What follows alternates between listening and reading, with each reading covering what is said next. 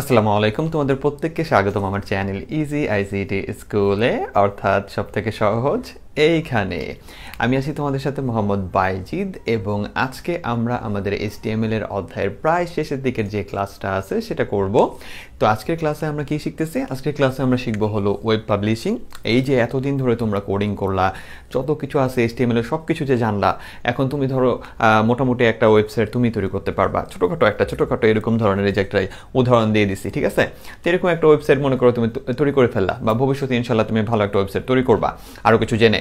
তো এই যে তুমি যে ওয়েবসাইটটা তৈরি করলা, এখন ওইটাকে কি করতে হবে? ওইটাকে বিশ্বের সকল মানুষ যাতে দেখতে পায় ওইটার ব্যবস্থা করে দিতে হবে না? তাহলে ওই জিনিসটা আমরা এখানে পড়বো হলো ওয়েবসাইট পাবলিশিং।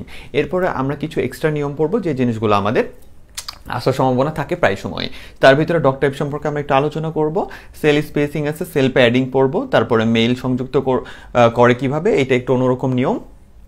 তারপরে আসলে হলো মার্কিউ ট্যাগ, আমাদের একটা স্পেশাল ট্যাগ, ও খুব ইন্টারেস্টিং একটা কাজ করে দেয়, এবং HTML এ বাংলা লেখা। আমরা এই জিনিসগুলো আজকের ক্লাসে জানবো। তো ভালো করে একটা জিনিস তোমরা বোঝো, যে আমরা যেহেতু প্রায় কোডিং সেক্টরের শেষের দিকের ক্লাস চলে আসছি, থিওরি সব আমাদের পড়া হয়ে গেছে, আমরা এখন সব কিছু ভালো মতো জানি।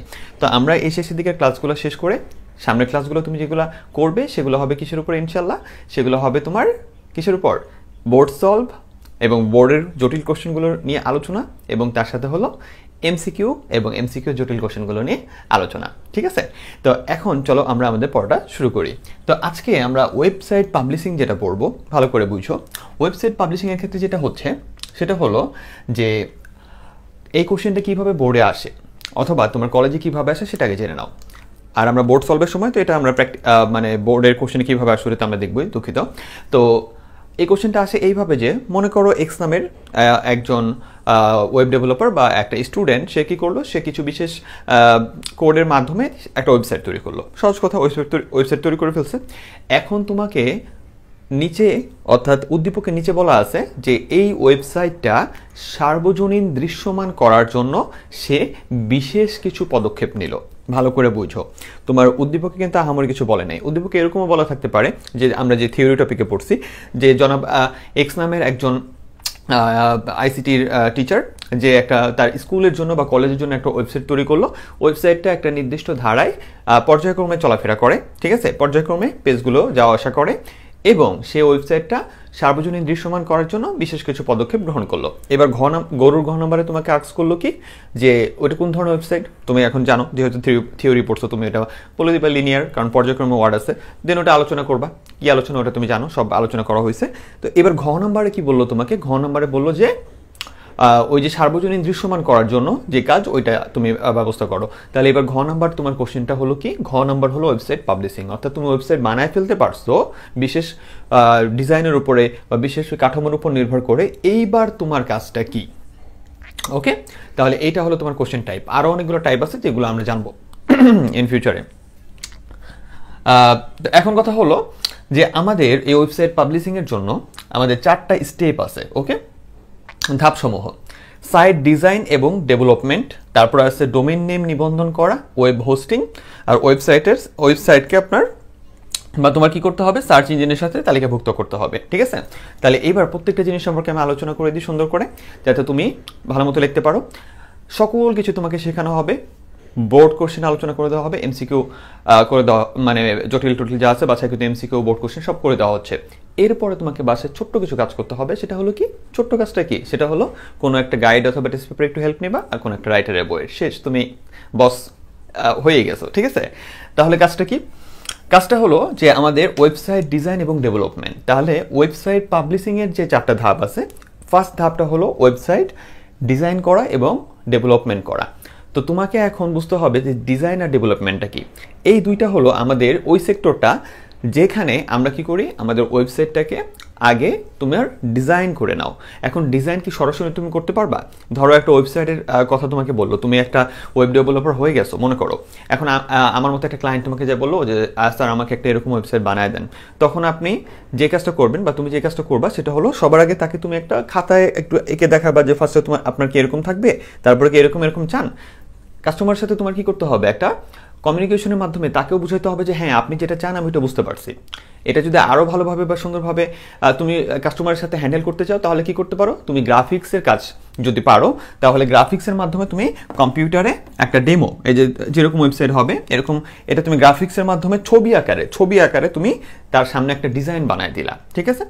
তখন কাস্টমার স্যাটিসফাই হলো, বা তুমি তোমার জন্য যে ওয়েবসাইটটা বানাইতেছো তুমি আগে ডিজাইনটা পছন্দ হইলো তোমার, দেন তুমি HTML এর কোড দ্বারা এবং অন্যান্য ল্যাঙ্গুয়েজ যেই কোডিং ল্যাঙ্গুয়েজগুলো আমাদের আছে মানে ওয়েব ডেভেলপমেন্টের জন্য সেগুলো ব্যবহার করে দেন তুমি যেহেতু পারো এইভাবে একটা, এটা তো ছোটোখাটো একটা ওয়েবসাইট তুমি বানায় ফেললা। তো এই যে কাজের প্রসেসটা, যেখানে এই জিনিসগুলোকে তোমাকে জানতে হবে, হ্যান্ডেল করতে হবে, অর্থাৎ একটা ডিজাইন ধারণা তৈরি করতে হবে, গ্রাফিক্সের ছোটোখাটো কাজ তোমাকে জানতে হবে, দেন তোমাকে কি করতে হবে ওই coding HTML code, CSS code বা অন্যান্য যেই ওয়েব ডেভেলপমেন্ট কোড আছে ওগুলো ব্যবহার করে তোমার কি করতে হবে, এই ওয়েবসাইটটা আগে তৈরি করতে হবে। কোডিং করে ওয়েবসাইট তৈরি করা পর্যন্ত কাজটা হলো কার, আমার কাজটা হলো সাইট ডিজাইনিং এবং ডেভেলপমেন্ট কমপ্লিট হইল। ওকে, এরপরে কাজ কি? এরপরে কাজ হলো ডোমেইন নেম নিবন্ধন করা, ঠিক আছে? ডোমেইন নেম, তাহলে মনে করো তুমি এরকম একটা ওয়েবসাইট তৈরি করছো, যেটা তোমরা এতদিন যে ক্লাস করছো আমি আলহামদুলিল্লাহ বলতে পারি যে তোমরা এইটা তোমার কাছে একবারে ইজি একটা ওয়েবসাইট। এখানে কিন্তু সবই আছে, দেখো ছবি আছে, একটা কভার ছবি আছে, ওয়েলকাম জানাইছো, আরও কিছু লিখতে পারো। দেন কোর্সে তুমি একটা ডিটেল দিছো যে এখানে পেইড কোর্স আছে, ফ্রি কোর্স আছে, কোর্সেস, তারপরে এখানে ICT বোর্ড একটা ছবি দিলা, HSC ICT এটা বললা, খালি ঘর, এগুলো সব তুমি জানো। দেন তুমি যদি এই কোর্স কিনতে চাই বা ডিটেল জানতে চাই তাহলে ক্লিক মি, এখানে ক্লিক করলে সে আরেকটা পেজে যায়, জানতে পারবে। তো এখানে আবার নেস্টেড লিস্ট আছে। তো এইটা করা তোমার কাছে এখন একবারে ইজি একটা ব্যাপার, এটা এমনি তুমি করতে পারবা। তো মনে করো এটা একটা ওয়েবসাইট তুমি বানাইছো, ঠিক আছে? এটার ভিতরে অন্য একটা পেজ আছে। তো এই যে তোমার ওয়েবসাইটটা, এটা তুমি বানাইলে কোন সেক্টরে? ওয়েবসাইট ডিজাইন এবং ডেভেলপমেন্ট সেক্টরে তুমি কোড করে এই জিনিসটা তৈরি করছো। এখন কাজ কি? এখন হলো এই ওয়েবসাইটটা কি তোমার একটা ডাকনাম তোমাকে দিতে হবে, ঠিক আছে? এই ওয়েবসাইটের একটা মানে ডাকনাম না, এই ওয়েবসাইটের একটা রেজিস্ট্রেশন করা নাম দিতে হবে তোমাকে। কেন? যাতে এই ওয়েবসাইটটা পুরো পৃথিবীতে কি হয়, একবারে ইউনিক হয়। চিন্তা করে দেখো, তোমার ওয়েবসাইটের নাম আর আরেকটা ওয়েবসাইটের নাম সেম হলে, আমি যদি সার্চ করি, কোনো গ্রাহক যদি সার্চ করে, সে তোমার ওয়েবসাইট কীভাবে পাবে? তাহলে তোমাকে কি করতে হবে? ইউনিক একটা নেম দিয়ে এইটাকে রেজিস্ট্রেশন করতে হবে কি তোমার সার্ভারে, যাতে এই রেজিস্ট্রেশনটা করার ফলে যেটা হবে যে ওই নামটা তোমার জন্য বরাদ্দ হয়ে যাবে, ঠিক আছে? তাহলে তোমার জন্য যদি ওই নামটা বরাদ্দ হয়ে যায়, ভবিষ্যতে এই নাম দিয়ে যে সার্চ করবে তোমার পেজটা পাওয়ার জন্য আরেকটু ছোট কাজ আছে, ওটা জানবো। তাহলে এই যে তোমার নাম, তোমার পেজের জন্য একটা ইউনিক নাম দিবা, এই নামটাই হলো ডোমেইন নেম। এই ডোমেইন নেমটা সাধারণত তোমার যে প্রতিষ্ঠান, যেমন মনে করো আমার প্রতিষ্ঠান হলো ইজি ICT স্কুল, আমি যদি ওয়েব পেজ খুলি, ইনশাল্লাহ ইচ্ছা আছে খুললে ওইটার নাম দিব কি easyictschool.com বা সামথিং দিয়ে একটা খুলবো। তাহলে এরকম একটা নাম দিব এই কারণে যাতে আমার প্রতিষ্ঠানের এটা পরিচয়টাও হালকা বহন করে এবং তার সাথে এটা যাতে ইউনিকও হয়, এরকম নাম ইউনিকও হইতে হবে যাতে সার্চ করলে তোমার পেজটা খুঁজে পাওয়া যায়। এই জন্য তোমাকে যেটা করতে হবে সেটা হলো, কয়েকটা কোম্পানি আছে যারা এই নামগুলো তোমাকে রেজিস্টার করা দিবে, অর্থাৎ তোমার জন্য এই নামটা অনলাইনে বরাদ্দ করে দিবে বা রেজিস্ট্রেশন করে দিবে। এই কোম্পানিগুলোর ভিতরে পরে হলো godaddy.com আছে, name.com আছে, এরকম কিছু ওয়েবসাইট আছে। তাদের কাছে তুমি যদি তোমার ওয়েবসাইটের ব্যাপারে বলো, দেন তোমার কমিউনিকেশন করো, দেন তারা তোমাকে তোমার ওয়েবসাইটের জন্য ইউনিক নামটা তোমার পছন্দ মতো অনুযায়ী ইউনিক একটা নাম তৈরি করে বা রেজিস্ট্রেশন করে তোমাকে দেওয়ার ব্যবস্থা করবে। এবং ওইটাকে আমরা বলি ডোমেইন নেম নিবন্ধন করা। অর্থাৎ তুমি তোমার পেজ তৈরি করে ফেলছো বা ওয়েবসাইট তৈরি করে ফেলছো, এবার তুমি ওটার জন্য একটা ডোমেইন নেমও নিবন্ধন করে ফেলছো যে এই নামে আর কেউ আসবে না, শুধু তোমার পেজটাই থাকবে, ঠিক আছে? এইবার কাজ কি? এখন কি ইউজার ওই নাম দিয়ে সার্চ করলে তোমার পেজ পাবে না, এখনও ছোট্ট একটা কাজ বাকি আছে। সেটা কি? সেটা হলো যে তুমি এই যে ওয়েবসাইটটা তৈরি করছো, এই ওয়েবসাইটটাকে এখন ইন্টারনেটের তোমার কোনো সার্ভার রাখতে হবে, ঠিক আছে? কোনো প্রতিষ্ঠানের আন্ডারে কোনো সার্ভারে তোমার এই পেজটা আপলোড করে রাখতে হবে, ঠিক আছে? সার্ভারে যদি আপলোড করে রাখো তাহলে কি হবে? কারণ ওই ইন্টারনেটে তোমার এই পেজটা আপলোড করে দিলে, ইন্টারনেটের সার্ভারে কোনো কোম্পানির আন্ডারে, কোন কোম্পানি? এই যে একটু আগে যে কোম্পানিগুলোর কথা বললাম, godaddy.com দেন name.com, এই ধরনের কোম্পানিগুলোই তোমাকে এই সুবিধাটাও দিবে। অর্থাৎ কিসের? তোমার হোস্টিংয়ের সুবিধা। হোস্টিং মানে তাহলে কি? হোস্টিং মানে হলো ওই কোম্পানিদের কাছ থেকে তুমি আবার কি করবা, যে কমিউনিকেশনের মাধ্যমে অর্থাৎ মেইলের মাধ্যমে তাদের কাছ থেকে একটা জায়গা কিনবা, অল্প একটু জায়গা। কতটুকু জায়গা? তুমি জানো তোমার পেজের আকৃতি কতটুকু এবং ভবিষ্যতে কিছু আরও আপডেট হবে কিনা, ওই অনুযায়ী একটা জায়গা তুমি কিনবা। ধরো 100 MB 200 MB বা 1 GB 2 GB তুমি জায়গা কিনলা, কিনে ওই জায়গাটায় মানে একবারে দিয়ে দিবে না, ওটা ভাড়ায় নিতে হয়, ঠিক আছে? ভাড়া নিয়ে ওই জায়গায় তুমি কি করবা, এই পেজটাকে আপলোড করে দিবা, ঠিক আছে? আপলোড অপশন থাকবে তাদের ওই তোমাকে যে জায়গাটা দিবে ওইখানে, ওইটা যখন তুমি মেইলের মাধ্যমে পাবা ওইখানে যা দেখবা তোমার আপলোডের অপশন আছে, তুমি আপলোড করে দিতে পারবা। আপলোড করে দিলে সুবিধা কি, 24 ঘন্টা এই পেজটা যে সার্চ করবে সেই পাবে, কারণ সার্ভারে তো আর ডাউন হচ্ছে না। তারপরে সিকিউরিটির ব্যবস্থা, কিছু কিছু কোম্পানি নিজেরাই সিকিউরিটির ব্যবস্থা দিয়ে দেয় এবং তোমাকে একটা ড্যাশবোর্ড টাইপ বা একটা তোমাকে হ্যান্ডেলিং টাইপের একটা ব্যবস্থা করে দিবে, যার কারণে তুমি তোমার এই পেজটাকে তাদের ওই স্পেসে, অর্থাৎ যেখানে তুমি ভাড়া নিয়ে তোমার এই পেজটা আপলোড করছো ওইখানে যে তুমি তোমার এই পেজে কোনো পরিবর্তন চাইলেও করতে পারবা বা কিছু জিনিস তুমি নিয়ন্ত্রণ করতে পারবা। তাহলে এই যে 3টা কমপ্লিট করে ফেললে না, তাহলে এই 3টার মাধ্যমেই তোমার এটা কিন্তু সার্ভারে রাখা হয়ে গেছে, ইউনিক নামও আছে। এখন কেউ যদি ওই ইউনিক নামটা দিয়ে বা ডোমেইন নেমটা দিয়ে সার্চ করে, ডোমেইন নেম দিয়ে সার্চ করবে, তাহলে এই যে এই জায়গাটায়, অর্থাৎ হোস্টিং মানে কি, যেখানে আমাদের পেজটা আমরা ভাড়া করে একটা জায়গায় রাখছি, ঠিক আছে, রেখে দাও, এটা হলো হোস্ট করা, ঠিক আছে? তাহলে এই যে আমরা হোস্ট করলাম, এই হোস্টের ভিতরে তাহলে এখন কি হবে, এই তুমি ইউনিক নেম দিয়ে সার্চ করবা, যেটা তোমার পেজের নেম, ঠিক আছে? ওই ডোমেইন নেমটা ইউনিক, বারবার বলে ফেলতেছো, এর জন্য দুঃখিত। ডোমেইন নেমটা দিয়ে সার্চ করবা তুমি, অথবা পৃথিবীর যে কেউ যদি সার্চ করে তাহলে সে ওই হোস্ট জায়গা থেকে তোমার পেজটা এই যে দেখতে পারবে, সামনে সুন্দর করে তোমার পেজটা বা তোমার ওয়েবসাইটটা সামনে তার চলে আসবে, ঠিক আছে? তাহলে ফার্স্টে ডিজাইন করলা, দেন আগে নাম কিনলা, যে নাম দিয়ে তোমার পেজটার পরিচয় বহন এবং সার্চ করা হবে ইন ফিউচারে, ঠিক আছে? এরকম তুমি নামটা কি করলা, রেজিস্ট্রেশন করে নিলা। এরপরে তুমি কি করলা, এই নামটাকে, এই নামের যে এই যে পেজটাকে, এই পেজটাকে একটা জায়গায় আপলোড করলা। কারা এগুলো করতেছে, কিছু ওয়েবসাইট আছে, অথবা তোমার কিছু ওয়েবসাইট কোম্পানির কথা আমি বলে দিলাম, ওদের কাছ থেকে তুমি এই কাজগুলো করে নিতে পারবা, ঠিক আছে? এক্ষেত্রে তোমার মাস্টার কার্ড বা কিছু ডলার টাইপের মানে কারেন্সি থাকলে ভালো, কারণ ওদের কাছ থেকে ভালো কাজটা করায় নেওয়া যায়। তো না পারলে কোনো সমস্যা নেই, আমাদের বাংলাদেশে অনেক আইটি ফার্ম আছে ছোটো ছোটো, যারা এই কাজগুলো করে দেয়, মানে ছোটো ছোটো software firm, web development farm আছে, ওদের কাছ থেকে তুমি এই কাজগুলো করে নিতে পারবা। ওকে, এরপরে যেটা আছে সেটা হলো, এই 3টা কাজের পরে তোমার পেজটা কিন্তু কি হয়ে গেল, অনলাইনে দৃশ্যমান হয়ে গেছে, অর্থাৎ যেই সার্চ করবে সেই কিন্তু এখন এটা পাবে। কিন্তু একটা প্রবলেম খেয়াল করে দেখো তো, সেটা হলো কি, সেটা হলো তুমি যখন ইন্টারনেটে কোনো কিছু সার্চ করো, একবারে অ্যাকুরেট যে এটা দিয়ে সার্চ করো তা কিন্তু না। তুমি মনে করো আমার এই ইজি আইসিটি স্কুল সম্পর্কে জানো না, তুমি তাহলে ইন্টারনেটে গুগলে যেয়ে কি সার্চ করতে পারো, সেটা হলো ধরো এরকম সার্চ করতে পারো যে এইচএসসি আইসিটি ফ্রি কোর্স বা এইচএসসি আইসিটি পেইড কোর্স, এটা লিখে সার্চ করবা, দেখবা কতগুলো অনেক অমুক স্কুল তমুক স্কুল, এই স্কুল সেই স্কুল, এই কোর্স সব সিরিয়ালে চলে আসছে। কিন্তু আমার মনে করো এই ইজি আইসিটি স্কুল বেচারা সিরিয়ালে আসে নাই বা অনেক নিচের দিকে আসছে। এখন তুমি কি করো, উপর দিকে যারা আছে ওই লিঙ্কগুলো ক্লিক করে দেখো ওদেরটাই। তাহলে এরকম যদি হয়, সব গ্রাহক তো আর তোমার একবার অ্যাকুরেট লিঙ্ক দিয়ে খুঁজবে না।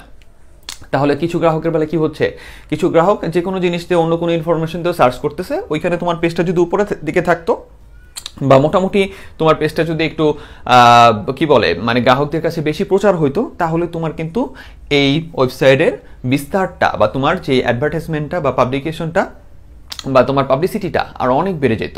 তাহলে এইটা করার জন্য কি করতে হবে, তাহলে 3টা কাজ আমরা করার মাধ্যমে ইন্টারনেটে আমাদের পেজটা শো হয়ে গেছে। কিন্তু এখন আমাদের কি দরকার, পাবলিসিটি দরকার, ব্যাপ্তি দরকার, যে মানুষ যাতে যে কোনোভাবে সার্চ করলে, মানে আমাদের টপিকের পেজগুলো বা এই টাইপের জিনিসগুলো সার্চ করলে আমার পেজটা যাতে একটু মোটামুটি ভালো পজিশনে থাকে, যাতে মানুষ আমার পেজটা ভিউ করে এবং ভিউ করলে ওইখান থেকে আমার একটা ফায়দা হবে।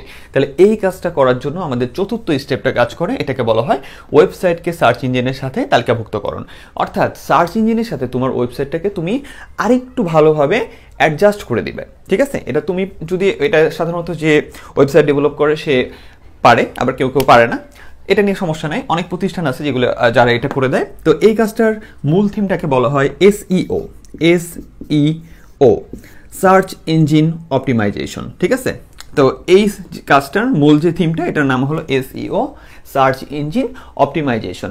এই এসইও বিশেষ কিছু কোড এবং কাজ, এই কাজটা যদি তোমার এই ওয়েবসাইটের ভিতরে করা হয়, তাহলে যেটা হবে যে গুগল বলো, ইয়াহু বলো, বিং বলো, সাধারণত যে সার্চ ইঞ্জিনগুলো পৃথিবীর মানুষরা চালায়, এগুলোর সাথে তোমার এই ওয়েবসাইটটাকে আরেকটু ভালোভাবে অ্যাডজাস্ট করে দিবে। অর্থাৎ তোমার এই যে তোমার ওয়েবসাইটটা আছে তার সাথে তোমার এদের আন্ডারস্ট্যান্ডিংটা, ওই যে গুগল, ইয়াহু, বিং এই টাইপের সার্চ ইঞ্জিনগুলোর আন্ডারস্ট্যান্ডিংটা আরেকটু বেটার করে দিবে।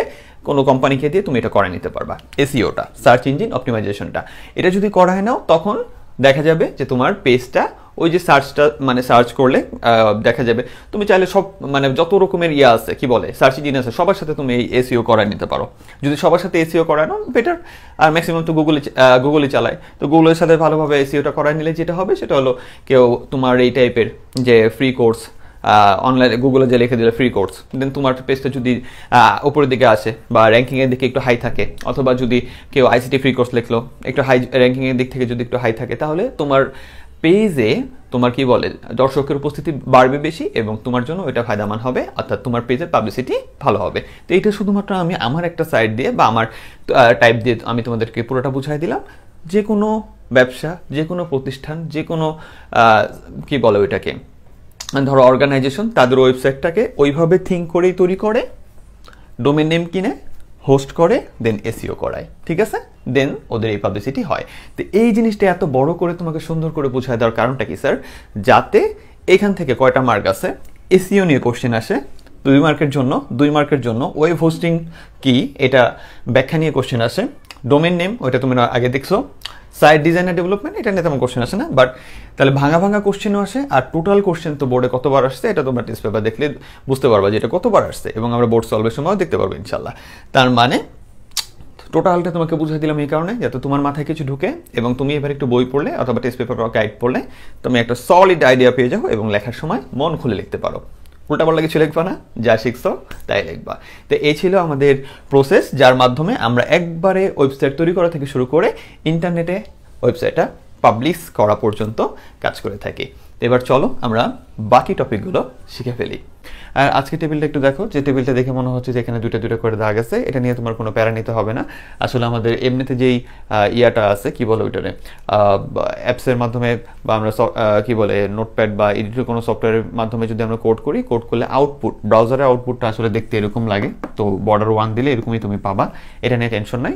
তবে তোমার কোশ্চেনে সাধারণত কি থাকে, এরকম দাগ থাকে যেখানে একটা থাকে দাগ, ওকে। কিন্তু নর্মালি আমাদের প্র্যাকটিক্যালের সময় তুমি আউটপুটটা এরকম পাবা, এটা নিয়ে প্যারা নেওয়ার কিচ্ছু নাই। তুমি যদি বর্ডার বাড়ায় দাও এখানে 10 দাও, তাহলে বাইরের দিকটা 10 পিক্সেলের মতো মোটা হয়ে যাবে, আর এই দিকের ব্লকগুলো এরকমই থাকে। সো এই জিনিসটা মাথা থেকে জাস্ট আউট করে দাও, এটা নিয়ে কোনো প্যারা নিও না, এটা মানেই তোমার এটা। তো এখন আমাদের কথা হলো যে তোমাকে যেটা বলছে সেটা হলো সেল স্পেসিংটা কি আর সেল প্যাডিংটা কি। এই দুইটা করার জন্য দেখো এই দুটো আমরা এই যে সেল স্পেসিং এর একটা কোড করে রাখছি, এটা সেল স্পেসিং, আর এটা হলো সেল প্যাডিং, এটা প্যাডিং এর কোড। এটা হলো একটা নর্মাল কোড, একটা ছোট্ট একটা টেবিল নর্মাল, যেটা নর্মাল কিভাবে দেখো HTML বডি টেবিল বর্ডার 1 দিছো, টিআর দিছো, দেন তুমি কি করছো, দেন আমাদের এই যে দুইটা ঘর আছে লিমা আর রিয়ার কাজ করে দিছো, টিআর বন্ধ করছো, দেন আবার টিআর টিডি, তারপর তোমার কাজ কি এখানে তোমার এখানে কাজ হলো তোমার এই রোল দুইটা আছে 1001 1002, এই দুইটা কাজ করছো টিডি দিয়ে, টিআর বন্ধ করে দিছো, টেবিল বন্ধ করছো, বডি HTML কাজ শেষ। এখন তোমাকে যদি বলে সেল স্পেসিং করতে, আর কোশ্চেনে যদি লেখা থাকে যে তুমি একটা কোড করে দেখাও যেখানে সেল স্পেসিং এর মান থাকবে মনে করো 10, অথবা তোমার সেল স্পেসিং এর মান দেওয়া আছে ধরো এনিথিং কোনো কিছু একটা দেওয়া আছে, মনে করো 10 দিচ্ছে, ঠিক আছে। তাহলে এটা যদি তোমাকে বলে তার মানে হলো সেল স্পেসিং অর্থাৎ সেলগুলো অর্থাৎ কি টিডি দিয়ে যে ঘরগুলো তৈরি হয়, টিডিটার কিন্তু একটা অল্টারনেটিভ নাম হলো টেবিল সেল টাইপও এটা ধরা হয়, ওকে। এই যে এক একটা ঘর হলো এক একটা সেল যাদেরকে আমরা টিডি দিয়ে আইডেন্টিফাই করি। তাহলে সেল স্পেসিং মানে হলো এই ঘরগুলো কি হবে, স্পেস হয়ে যাবে, দূর বা ফাঁকা হয়ে যাবে, কত 10 পিক্সেল করে ফাঁকা হয়ে যাবে প্রত্যেকের মাঝখানে। তাহলে একটু তাকায় দেখো এই যে প্রত্যেকের ভিতরে তুমি কি করছো, এটা কিন্তু আউটপুট, এটা কোশ্চেনে দেওয়া, মনে করো কোশ্চেনে দেওয়া আছে দিয়ে বললো যে এটার কোড করে দেখাও। এই টাইপের অদ্ভুত টেবিল যেখানে দেখতেছো যে প্রতিটা ঘর ইটের মতো আলাদা আলাদা বসানো, মাঝখানে ফাঁকা জায়গা, তার মানে বুঝবা এটা সেল স্পেসিং এর কাজ করছে। তাহলে এটা দেখে যখন তুমি কোড করবা অথবা তোমার কোডে লেখা আছে এমন একটা কোড করো যেখানে সাধারণ একটা টেবিল সেল স্পেসিং 10 এর মাধ্যমে দেখাও, তাহলে কি তোমার ঘরগুলা 10 পিক্সেল করে দূরে আছে এটা বুঝাইতে হবে। তাহলে তোমার কাজটা কিচ্ছু না স্যার, একবারে সেম কোড যেটা আছে ওই সেম কোডই করতে হবে। তোমার টেবিল যেটা দিবে ওটার জন্য মানে যা টেবিল তুমি শিখছো হুবহু সেম কোড করবা, শুধুমাত্র তোমার সেল স্পেসিং যত দিছে তত করে দিবা, আর যদি দেওয়া না থাকে তুমি মন মতো একটা মান বসাই দিবা। তাহলে আমার এখানে দেখো এই যে টেবিল HTML একবারে হুবহু দুইটা, বডি টেবিল বর্ডার 1, শুধু এখানে কি লিখছি সেল স্পেসিং 10, এই যে এটার মতো করে পাশাপাশি লেখো, বর্ডার 1 দেন পাশাপাশি লিখবা, বর্ডার 1 দেন সেল স্পেসিংটা সাইডে লিখবা। আমার জায়গা নাই দেখে আমি নিচে আসছি। তাহলে শুধু আমাদের টেবিল ট্যাগের ভিতরে বর্ডারের সাথে আরেকটা অ্যাট্রিবিউট যোগ হলো, সে কি সেল স্পেসিং 10। তার মানে হলো টেবিলটা তো তৈরি করতেছেই, সেলের ভিতরে দূরত্ব হবে কত 10 পিক্সেল করে। দেন তুমি যা করছে যে টিআর যা আছে তাই, তোমার এরপর টিআর বন্ধ, আবার টিআর টিডি দিয়ে যা আছে তাই, দেন টিআর বন্ধ, টেবিল বন্ধ, বডি বন্ধ, HTML বন্ধ। ঠিক আছে, তাহলে এই শুধুমাত্র এই অ্যাট্রিবিউটটা দেওয়ার কারণে এই যে প্রত্যেকটা সেল এরকম 10 পিক্সেল করে দূরে চলে যাবে। তুমি এখানে 20 দিলে 20 পিক্সেল দূরে যাবে, তুমি 5 দিলে 5 পিক্সেল দূরে চলে যাবে। এটা নিয়ে কোনো কোশ্চেন আসে নাই, জাস্ট তোমার জানার জন্য মাথায় রাখো যে এরকম কোনো কিছুকে বা এরকম কোনো একটা জিনিস আছে যেটাকে আমরা বলি কি সেল স্পেসিং। ওকে, একইভাবে আমাদের সেল প্যাডিং নামের একটা জিনিস আছে। তাহলে সেল স্পেসিংটা কাকে, কোন জিনিসটাকে বোঝায়? এই যে দূরত্বটাকে বলা হয় সেল স্পেসিং। ওকে, এই দূরত্বটা, তো এই যে তোমাদের সব যে দূরত্বগুলো আছে, ঠিক আছে, এই দূরত্বগুলোকে বোঝায় হলো সেল স্পেসিং। প্রত্যেকটা সেল দূরে দূরে চলে গেছে। সেল প্যাডিংটা কি? সেল প্যাডিংটা হলো এমন একটা জিনিস, সেলের ভিতরে যে ডাটাটা আছে, তথ্যটা বা ভ্যালুটা আছে, ওইটা সেলের দেওয়াল থেকে তুমি যত পিক্সেল বলবা তত পিক্সেল ভিতরে থাকবে। আমি এখানে বলছি সেল প্যাডিং 8, এই জন্য এই যে দেয়ালগুলা, সেলের দেয়াল থেকে এই যে দেখো প্রত্যেকে প্রায় 8 পিক্সেল, মানে কথার কথা যাচ্ছে, এখানে তো আঁকছি কম্পিউটার দিয়ে, তো আর আমি তোমার মাইপে দেখাইতেছি না, বুঝতে পারছো যে তোমার এখানে কি আছে 8 পিক্সেল দূরে আছে। ঠিক আছে, তো এইখানে যে ডাবল ইয়াটা আছে এটা নিয়ে তোমরা টেনশন নিও না, জাস্ট ভালো করে বললাম যে আমাদের HTML এর আউটপুটে সাধারণত এরকম দেখায়, কিন্তু নর্মালি কি ওই চিকন দাগটাই মনে রাখবা। ঠিক আছে, এটা নিয়ে কিন্তু আর মানে সহজ কথা, এই জিনিস নিয়ে তোমার মাথায় যেন কোনো প্যানিক না আসে। এটার আউটপুটটা কি? এটা হলো HTML এর সরাসরি ব্রাউজারের আউটপুটটা। ঠিক আছে, তাহলে এবার আমাদের কি কাজ আছে? এবার আমাদের কাজটা হলো যে তোমার সেল প্যাডিং, তোমার এখানে সেল প্যাডিং কত দেওয়া আছে? তোমার এখানে বলছে টেবিল বর্ডার 1, টেবিল বর্ডার 1 আছে, সেল প্যাডিং দিছে 8। তার মানে যে প্রত্যেকটা জিনিসের মাঝখানে দেখছো, মানে ট্রাই করছে আমি একটু মাপ দিয়ে ফাঁকা রাখার, এই যে 8 পিক্সেল করে ফাঁকা। ঠিক আছে, এই যে ফাঁকা জায়গা সবগুলো যে রাখা হয়েছে, সব দিক থেকে 8 পিক্সেল করে ফাঁকা রেখে দেন মাঝখানে যে কি বসছে, তথ্যটা তোমার বসছে। সাধারণত সপ্তাহে এত মাপযোগ হবে না, কোনো তথ্য কোনো ছোট কোনোটা বড় হয়, কিন্তু কম্পিউটার যতটুকু পারে তোমাকে এটা গুছায় ট্রাই করবে 8 পিক্সেলের মতো ফাঁকা রেখে তোমাকে এই জিনিসটা দিতে। কিন্তু প্যাডিং মানে কি? তাহলে দেয়াল থেকে ফাঁকা, অর্থাৎ লেখার আশেপাশে কতটুকু ফাঁকা থাকবে, লেখার আশেপাশে তোমার 8 পিক্সেল ফাঁকা থাকবে। আর সেল স্পেসিং মানে হলো সেলগুলো কি থাকবে একটা আরেকটা থেকে, এই যে সেলগুলো, এই যে একটা ইট আরেকটা থেকে তোমার যত পিক্সেল তুমি দিবা তত পিক্সেল দূরে। আর বাকি কোড যা আছে তাই, এই যে টিআর যা করছো তাই, আবার টিআর বন্ধ, টিআর আবার ওই দুইটা টিআর বন্ধ, টেবিল বডি HTML। ওকে, তাহলে এই হলো ওদের কাজ। ঠিক আছে, আর ডক টাইপটা কি স্যার? ডক টাইপটা হলো এটা কিচ্ছু না, একবারে সহজ একটা জিনিস যেটা মাথায় রাখো, সেটা হলো কি ডক টাইপ বলতে আমাদের এই যে ডকুমেন্টটা যেটা আমরা করতেছি এটার একটা ডিক্লারেশন দেয় যে এটা কোন ধরনের কাজ। তুমি যে এই যে কোডটা লিখলা, এই কোডটা কোন ধরনের কাজ, অর্থাৎ HTML এর ভিতরে আমাদের বিভিন্ন রকম জেনারেশন আছে। যেমন কয়েকদিন আগ পর্যন্ত আমরা HTML জেনারেশন বা জেনারেশন না, এটা ভার্সন বলবা। ঠিক আছে, HTML এ কয়েকদিন আগ পর্যন্ত আমরা যে ভার্সনটায় কাজ করতাম সেই ভার্সনের নাম ছিল HTML ভার্সন 4, পরে 4.12 বা 3 এগুলো আসছে। বর্তমানে HTML 5টা চলতেছে। ঠিক আছে, এটা ভার্সন নট জেনারেশন, সরি আমি ওটা বলার জন্য। তো এটা হলো তোমার কি বললাম, এটা হলো ভার্সন। তাহলে তুমি যদি নর্মাল কোড করো, ওইটা নর্মালি দেখা যায় এটাকে বলা হয় হলো HTML ভার্সন 4 এর কোড বা 4.3 বা সামথিং এর কোড। এটা হলো তোমার ভার্সন 4 টাইপের জিনিসগুলোকে সমর্থন করে। আর তুমি যদি কোনো কোডের উপরে, ভালো করে বুঝো, তুমি যদি কোনো কোডের উপরে লিখে দাও, এই যে এটা যদি এখানে লিখে দাও, মানে এটা লিখে যদি শুরু করো, তোমার ইচ্ছা যে ডক টাইপ HTML, ঠিক আছে, এটা লিখে যদি কোড শুরু করো, তাহলে এইটা প্রথম থেকেই তোমার এডিটর সফটওয়্যারকে বলে দেয় যে আমি এখানে যা যা লিখবো এগুলো সব ভার্সন 5 কি করে সমর্থন করে। ঠিক আছে, এইটুকুই শুধু তুমি আপাতত মাথায় রেখো। দেন ভবিষ্যতে যদি ওয়েব ডেভেলপার হও তখন এই জিনিসগুলো আরো ক্লিয়ার হয়ে যাবে। এছাড়াও ইউটিউবে আমি এটা সম্পর্কে আরেকটু লার্জ ভিডিও দিচ্ছি, এখানে আর বললাম না। ঠিক আছে, তো এখানে যতটুকু না বললেই না, অতটুকু তোমাকে বলে দিলাম। তাহলে এটা তোমার জন্য এতটা প্রয়োজনীয় না। তবে তোমার মনে যদি কোনো শঙ্কা থাকে যে আমাদের বইতে অনেকগুলোর ভিতরে কেন এই হাইফেন মানে অবাকসূচক চিহ্ন, দেন এক্সক্লামেটরি চিহ্ন দিয়ে ডক টাইপ HTML লেখা, যেভাবে লিখছে ওইভাবে লিখতে হবে। এটা বড় হাতের, HTMLটা ছোট হাতের। এবং এইটা লিখলে ভালো কথা বুঝো, তুমি যদি এটা লেখো এরপরেও কিন্তু আবার HTML লিখতে হবে, দেন কোড যেভাবে চলে ওইভাবেই চলবে। ঠিক আছে, কোথায় লিখতে পারবা? দুনিয়ার যে কোনো কোড, প্রথম থেকে শুরু করে আজ পর্যন্ত যতগুলো কোড করছে সবার উপরে তুমি চাইলে এটা লিখতে পারো। লিখলে কি হয়ে যাবে, ওই কোডগুলো কি সমর্থন করতেছে ভার্সন 5 আর না লিখলে কি এটা ভার্সন 4 টাইপের কোড, কোনো সমস্যা নেই। ব্রাউজার দুইটাই বুঝতে পারে, দুইটারই আউটপুট দিতে পারে। ওকে, তাহলে এখন আমাদের কাজটা কি? তাহলে আমাদের এটা যদি তুমি দাও, এটার আবার বন্ধ করতে হবে না, এটা শুধুমাত্র ওয়ান টাইম ইউজ, অর্থাৎ উপরে একবার লিখলেই হলো, দেন তুমি তোমার কোড যেভাবে করো ওইভাবেই করবা, অ্যান্ড HTML থেকে কোডটা শুরু হবে।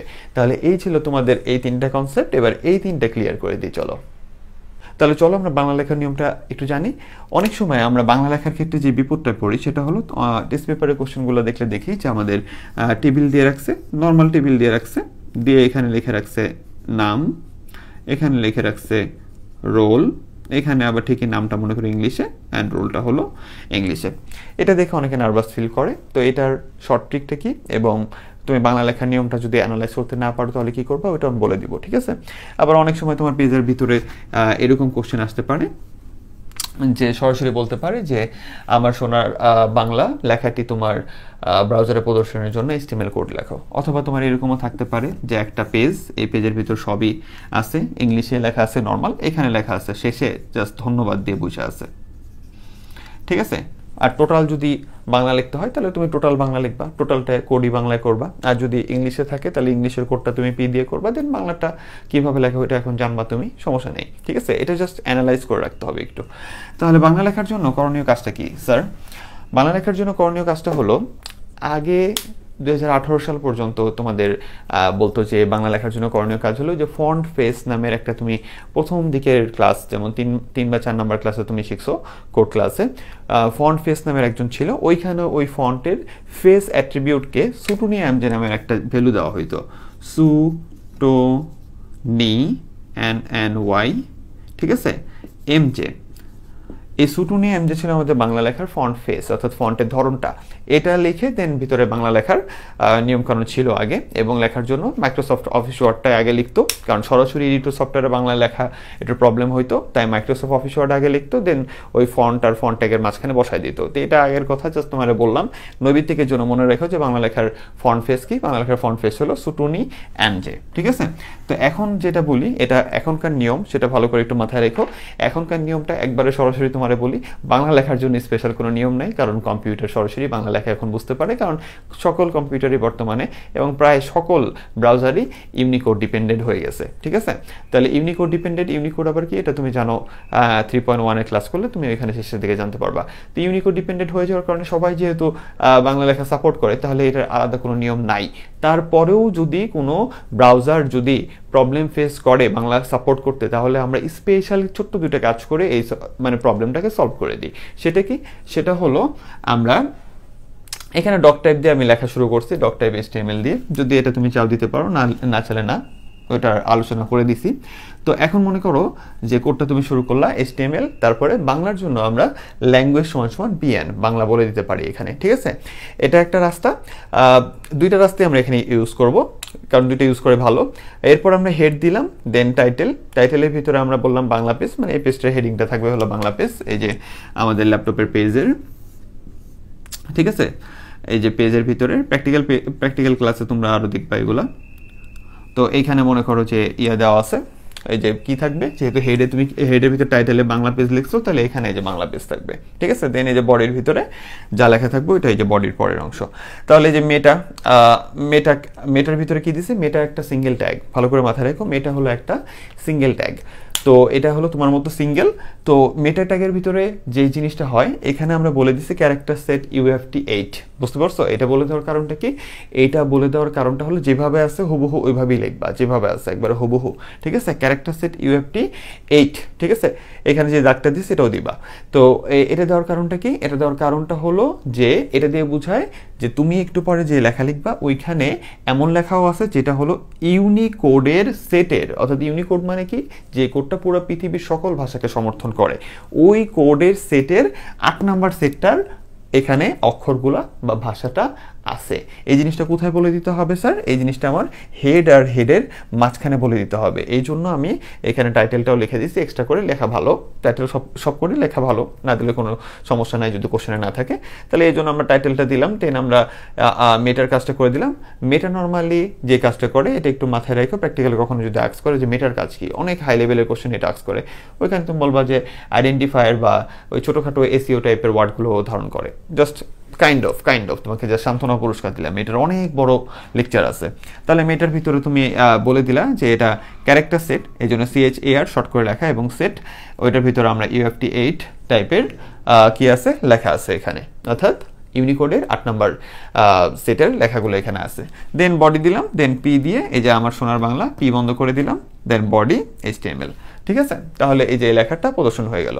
এবার ইংলিশে কিছু থাকলে তুমি এটার উপরে, যদি উপরে বা নিচে ইংলিশে থাকতো, ইংলিশে তুমি তোমার মতো করে কোড লিখতা, বিআর দিয়ে তুমি কি করতা, তোমার মতো যে বিআর দিয়ে নিচের লাইনে যায় যেভাবে কোড করছো যা আছে সব কিছু লিখতা, লিখে এই যে তুমি সরাসরি বাংলা লিখে বের হয়ে চলে আসতা। কেন? কারণ এই বাংলা লেখার জন্য যা দরকার তুমি এটা করে দিছো এই যে এইখানে, আর করে দিছো কোথায়, এই যে এই লাইনটায়। বুঝতে পারছো? তাহলে এরপরে যে কোডগুলো আছে বডির ভিতরে তুমি যেইভাবে মন চায় করবা, যা থাকবে সব লিখে দিবে এবং বাংলা সহ তোমার মতো করে লিখে বের হয়ে চলে আসবা। তবে সহজ কথা হলো, একবারে সহজ কথা, যে বর্তমানে বাংলা লেখার জন্য স্পেশাল কোনো নিয়মের দরকার পড়ে না, তারপরেও ম্যাক্সিমাম বইতে এই নিয়মটা দেওয়া আছে, এই জন্য বললাম। এখন কথা হলো, টেবিলের ভিতর যদি বাংলা থাকে, তুমি যদি নিয়ম ভুলে গেলে তখন তুমি কি করবা? তখন ভাই আমার মতে শর্ট সাজেশন যেটা, যে বোর্ড টোড হইলে সাধারণত সারা এতটা খেয়াল করে না, তুমি নর্মাল কিছু যদি না লেখো, তুমি ওই যে নর্মাল কোড যেটা HTML বডি, দেন ওই পিইটি, দেন তোমার টেবিলের কাজ থাকলে নর্মাল লিখবা, যেখানে বাংলা লেখা দরকার, মনে করো থ্যাংক ইউ জায়গায় ধন্যবাদ আছে, তুমি ধন্যবাদ লিখে বেরো চলে আসবা, কিচ্ছু লেখার দরকার নেই, দিয়ে চলে আসবা। ঠিক আছে, বোর্ডে তাও তোমাকে মোটামুটি নিয়ম থাকার জন্য মার্ক দেওয়াটা বোর্ডের নিয়মের ভিতরেই পড়ে। এরপরেও কোনো প্রবলেম থাকলে তুমি তোমার ক্লাস টিচারের সাথে একটু আন্ডারস্ট্যান্ডিংটা করে ক্লিয়ার করে নিলে ভালো হবে। ওকে, আর হলো এটা কিন্তু শর্ট ট্রিক দেখাচ্ছে, যখন তুমি একবারে বিপদে পড়ে যাবে তখন কিচ্ছু না দিয়ে তুমি কি করবা, তোমার মতো করে কোড করতে থাকবা যেমন আছে ওইরকম, দেন যেখানে বাংলা লেখে ওখানে বাংলা ওইভাবেই লিখে দিয়ে চলে আসবা। ঠিক আছে, জাস্ট পি এর মাঝখানে অথবা সামথিং যেভাবে তোমার করাটা ভালো মনে হয়। এইবার কথা হলো যে আমাদের কি আছে, মেল সংযুক্ত করা। মেলের নিয়মটা একটু আলাদা, যেমন এখানে একটা মানে কোশ্চেন দেওয়া আছে, দেখো যে ওয়েলকাম দেওয়া আছে, ওয়েলকামের জন্য তুমি কি করবে এটা তুমি জানো। দেন বলছে to contact with me click on the mail, আমার সাথে যোগাযোগ করার জন্য মেইলে তুমি কি করো, যোগাযোগ করো। তাহলে এখানে তোমার কি আছে, এই যে একটা চিহ্ন দিয়ে, মানে % চিহ্ন দিয়ে মেল দেওয়া আছে, আন্ডারলাইন দেওয়া আছে, তার মানে বোঝা যাচ্ছে কি, আন্ডারলাইন দেখে বুঝতেছে এটার ভিতরে কি আছে, মেলটা আছে। তাহলে এই যে এটার ভিতরে যে মেলটা আছে আর এরপরে থ্যাংক ইউ আছে। এবার কোশ্চেনে দেখো কি বলছে, যে উদ্দীপকের জন্য তুমি HTML কোডটা করো, আর এই যে চিহ্নটা এটাই ক্লিক করলে কি হবে, eis@gmail.com এ যাবে। এবং আরেকটা কোশ্চেন করা আছে যে উক্ত পেজে যে থ্যাংক ইউ লেখাটা আছে, থ্যাংক ইউ লেখাটি পেজের বাম থেকে ডান দিকে চলে। ঠিক আছে, বাম থেকে ডান দিকে, অর্থাৎ এই দিক থেকে। ঠিক আছে, এই দিক থেকে, এই যে এই দিক থেকে এইদিকে লেখা থ্যাংক ইউ লেখাটা দৌড়াবে একলা। এই জিনিসটা অনেক কিউট লাগে, অনেক সুন্দর লাগে। তোমরা পেজে ঢুকলে দেখো না যে একটা লেখা এদিক থেকে এদিকে দৌড়াই দিচ্ছে, কালারফুল লেখা বা সামথিং। অত দূর তো তোমার যাইতে হবে না, মোটামুটি তোমাকে জানতে হবে। তাহলে এই থ্যাংক ইউ লেখাটাই মনে করে দৌড়াই দিচ্ছে। তাহলে কাজ কয়টা জানতে হবে আমার এখানে, কিছু কাজ, এবং মেইন কাজ হলো মেল সংযুক্ত করা, আর এইটা দৌড়াবে কিভাবে সেটা।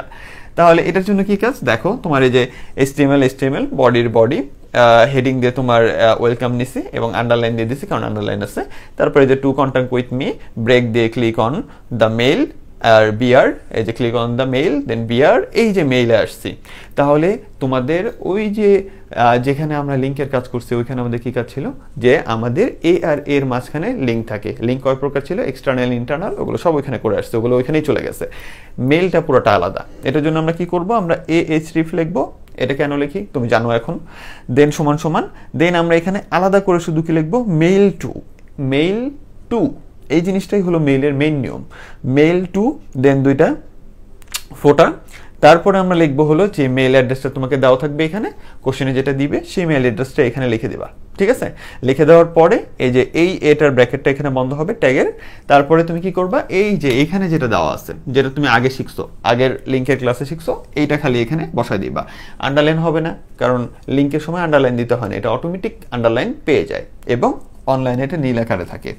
তাহলে এই যে দিলা, দেওয়ার পরে এই যে এটা একটা আমরা এই যে এটা বন্ধ করে দিলাম। তাহলে এ আর এর মাঝখানে যে আছে ও এক ধরনের লিঙ্ক, এবং এই লিঙ্কটা কিসের, এখানে মেইলের লিঙ্ক দেওয়া হয়েছে, মেইল। ঠিক আছে, তাহলে মেইলের জন্য কি করতে হয়, আলাদা করে শুধু মেইল টু বসাইতে হয়। এরপরে কি আছে স্যার, এরপরে আমাদের আছে হলো তোমার বলছে থ্যাংক ইউ লেখাটা বাম দিক থেকে ডান দিকে দৌড়াবে। এটার জন্য এই যে লেখা যে দৌড়াচ্ছে লেখা এদিক থেকে এদিকে দৌড়াচ্ছে, লেখা এদিক থেকে এদিকে দৌড়াচ্ছে, পেজে গেলেই তুমি দেখো। এইটার জন্য কাজ করা হলো মার্ক ইউ ট্যাগ দিয়ে। এটার কাজটা কি, যে মার্ক ইউ ট্যাগ দিয়ে তুমি থ্যাংক ইউ লিখছো, দেন মার্ক ইউ ট্যাগ বন্ধ করে দিছো। তাহলে মাঝখানে থ্যাংক ইউ লিখছো, থ্যাংক ইউটা এদিক থেকে এদিকে দৌড়াবে অটোমেটিক। তুমি যদি এখানে তোমার নাম লিখতা, এইখানে এটা এদিক থেকে এদিকে দৌড়াইতো। তুমি যদি এখানে সকিনার নাম লিখতে, সকিনার নাম এখান থেকে এখানে দৌড়াইতো।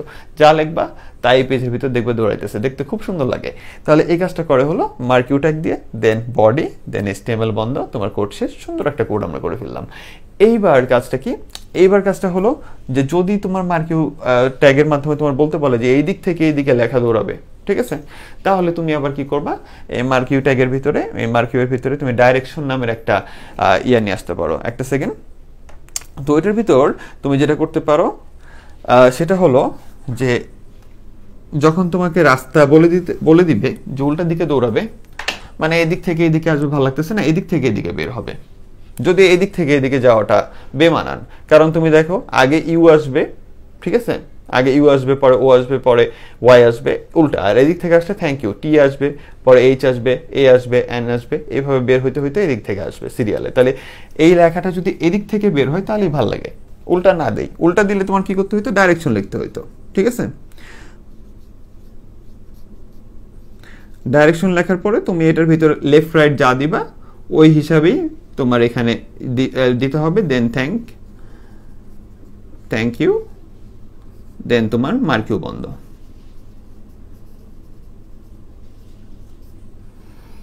মার্ক ইউ বন্ধ। তো ডাইরেকশন দিয়ে তুমি যদি লেফট দিয়ে দাও, ঠিক আছে, লেফট দিয়ে দাও, তাহলে এটা এদিক থেকে বের হয়ে লেফটের দিকে দৌড়ানো শুরু করবে, ঠিক আছে। আর যদি তুমি রাইট দিয়ে দাও তাহলে আবার এই যে বাম দিক থেকে এসে রাইট দিকে দৌড়ানো শুরু করবে। আর যদি তুমি কিচ্ছু না দাও, যেটা আগে ছিল, এত প্যারা আমরা নিব না, এই যে mark you, then thank you, ঠিক আছে।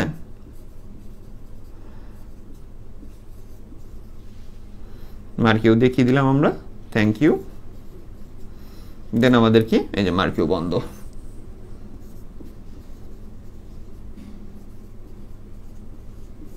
এটা যদি দিয়ে দিই তাহলে কি হবে, তাহলে লেখাটা অটোমেটিকই আমাদের এই বাম সাইড থেকে আসে, ডান দিকে দৌড়ানো শুরু করে।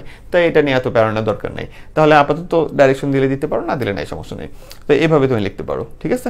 তো এই ছিল আমাদের কোড, তো এই ছিল আমাদের ক্লাস। এরপরে নেক্সট ক্লাসে আবার দেখা হবে ইনশাল্লাহ। তো এটা একটা বিবৃতিমূলক বা ব্যাখ্যামূলক একটা আলোচনা ছিল, কারণ সবকিছুই তোমাকে শেখানো শেষ সব থেকে সহজভাবে। তাহলে ভালো থেকো, সুস্থ থাকো, আল্লাহ হাফেজ, আসসালামু আলাইকুম।